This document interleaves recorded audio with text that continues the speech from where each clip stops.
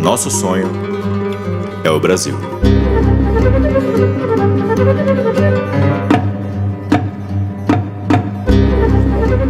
Bom dia, meu nome é André Luiz, da Frente Sol da Pátria. E esse vídeo é para tratar desse tema da hora, né? O tema da violência política em tempos eleitorais no Brasil.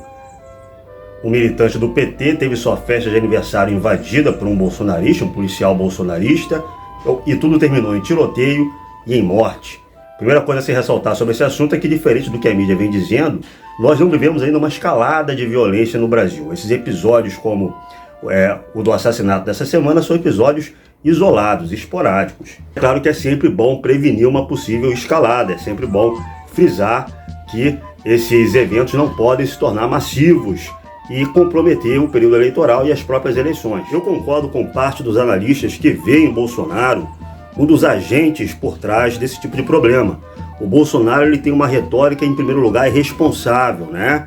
Ele incentiva essa radicalização, ele utiliza uma linguagem de violência política, né? De varrer a esquerdalha. E, aliás, ele tem um projeto de imitar o Trump, né? Imitar as arruaças que o Trump fez em 2020 nos Estados Unidos para colocar em xeque os resultados das eleições. Então Bolsonaro está preparando essas arruaças e nessa preparação isso aí envolve também um certo terrorismo político contra os seus adversários. E a gente não pode esquecer da biografia do Bolsonaro. Bolsonaro se envolveu em episódios de terrorismo durante a sua carreira militar. Mas a gente não pode isentar de responsabilidade a mesma esquerda liberal que está apontando o dedão para o Bozó.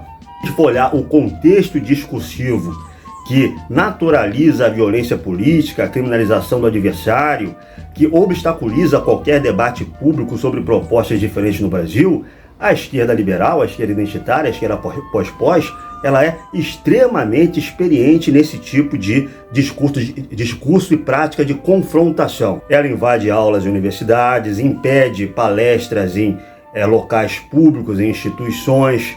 Ela taxa todos aqueles que discordam de suas ideias de fascistas, tentando criminalizar o adversário.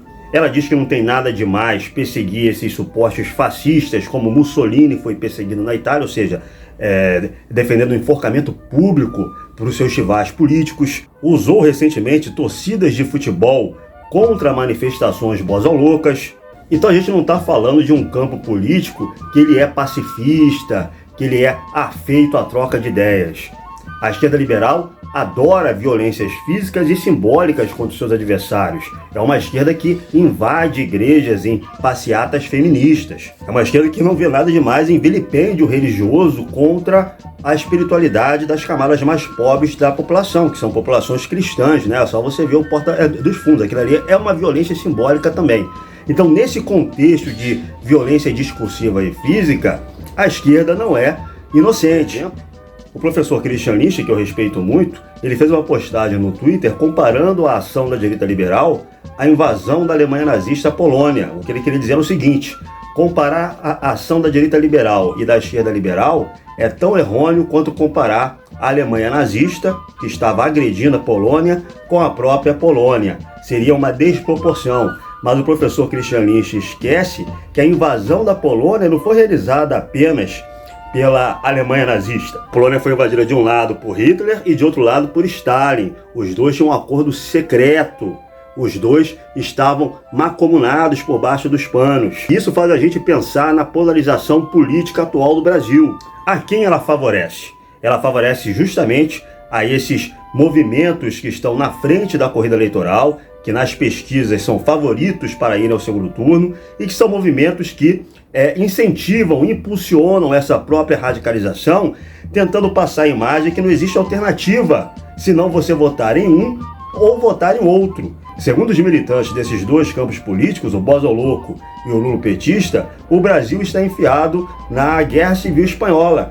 De um lado nós temos os fascistas e de outro lado nós temos os comunistas. Mas se a gente cavar fundo, se a gente for ver o que está por trás de tudo isso, é uma imitação do sistema político e das guerras culturais norte-americanas. Os lulopetistas imitam São Francisco e os bolsonaristas imitam o Texas. E quem governa mesmo é o mais ferrenho neoliberalismo, é a quintessência do capitalismo.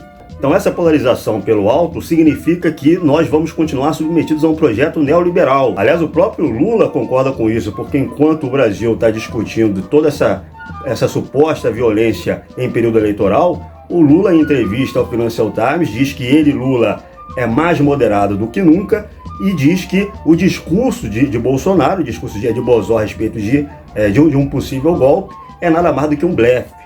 Nem o Lula leva a sério essa polarização, porque esses dois supostos polos são muito mais parecidos do que eles vendem para o seu público, né? Os partidários de Lula, os partidários de Bolsonaro estão entrando em tiroteio nas ruas, estão se acotovelando, estão brigando para ver quem tem o direito de impor ao Brasil mais 4 anos do mesmo projeto neoliberal, do mesmo projeto de naturalização da dominação ideológica norte-americana sobre o Brasil, mesmo projeto que levou a nova república à catástrofe completa. Nós temos que abrir o olho em relação a isso, porque esses episódios de violência nada mais são do que uma nova etapa da mesma tentativa desses dois polos de dizerem assim, ó, ou é um ou é outro, ou você está com Bozó ou você está com Lula, e não existiria supostamente nenhuma alternativa para a gente escapar dessa sinuca de bico, mas existe.